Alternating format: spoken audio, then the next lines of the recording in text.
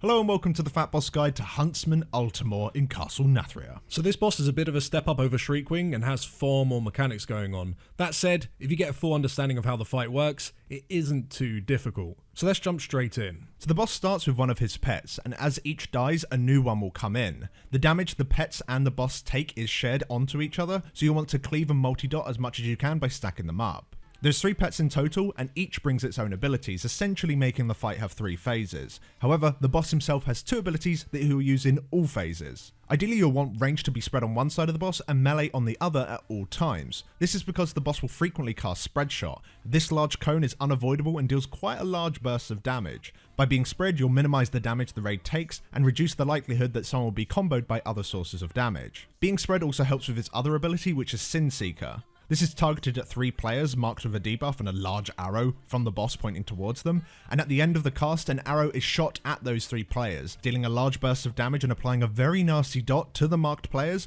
and any players who are in the direction of that arrow. You'll just want to spot heal these targets over the duration of their dot and make sure that nobody else is stood in the path. Right, let's move on to his pets. To start off, you'll have Margore.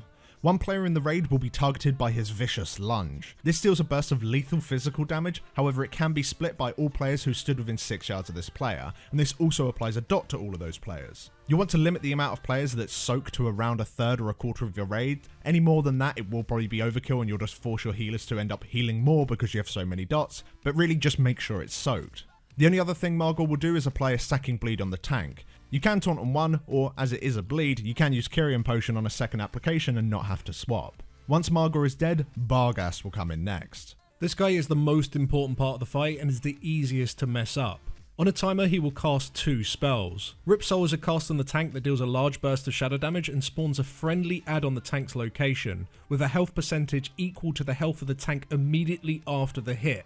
But the add will always spawn with a minimum of 90% health. So the cast brings the tank to 60% health, the add will be at 60%. If the tank is at 100% health, the add will be at 90% health. This is super important to understand, as the add will do raid-wide damage whilst moving towards the boss, only despawning once it's been healed up to 100%. If it reaches the boss, Huntsman will gain a massive damage increase and will wipe you shortly afterwards. So the best way to deal with this cast is to closely watch timers, and just before the ability is cast, you'll want to move Bargast away from the boss so the add doesn't instantly hit him. Just before you're hit, you'll want to make sure you use large damage reductions, and healers must keep you topped up and shielded if possible. Once the cast is finished and the add is spawned, you can bring Bargast immediately back to the boss, whilst healers just spam heal the add. As for his other cast, it's dealt with in a similar way. On a timer again, he'll spawn 2 shade adds directly out of the left and right hand side of his hitbox. These adds have a lot of health and will spam cast Deathly Roar.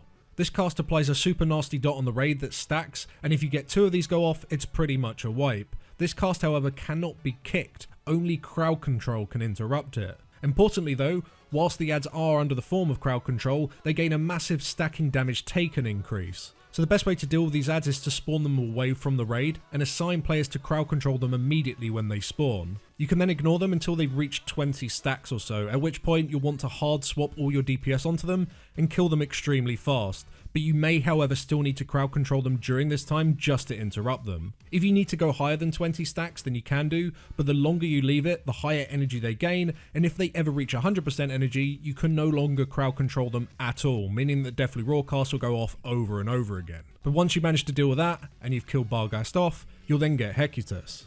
This final add's melee attacks buff him with 25% increased physical damage, but slow his movement speed by 25% also. If you let this stat go much higher than 5 or 6, then tanks are getting really close to the regions of being one-shot. These stacks are only removed by simply moving this add, with each stack he drops dealing large raid-wide damage. You've got to be somewhat smart how you drop these stacks, as you don't want to drop a ton of them in a short space of time unless healers are ready to deal with it with cooldowns, otherwise players are just going to be comboed by Sin Seeker or Spread Shot damage. So you'll want to frequently drop stacks in small amounts whilst keeping a close eye on the raid frames, or work out a time with your healers that allows you to drop a large amount of stacks in one go with healing cooldowns to cover. The last ability to mention while Hecutis is up is his Petrifying Howl. This debuff is applied to multiple raid members, dealing damage while slowing you over its duration. When it expires, you'll spawn a large zone on the ground which deals ticking damage. You just want to drop these against the walls, away from the rest of the raid, just to keep the play space clean. But that's the fight. Once Hecutis is dead, you just have the boss with his Spread Shot and his Sin Seeker, and you can just easily finish him off. Thanks for watching, guys. For more guides on all fights in Castle Nathria in text form with clear information and images, then check out our work over on Wowhead. A link for that can be found in the description below. Thank you very much for watching, and we shall see you all in the next one. Thanks for watching.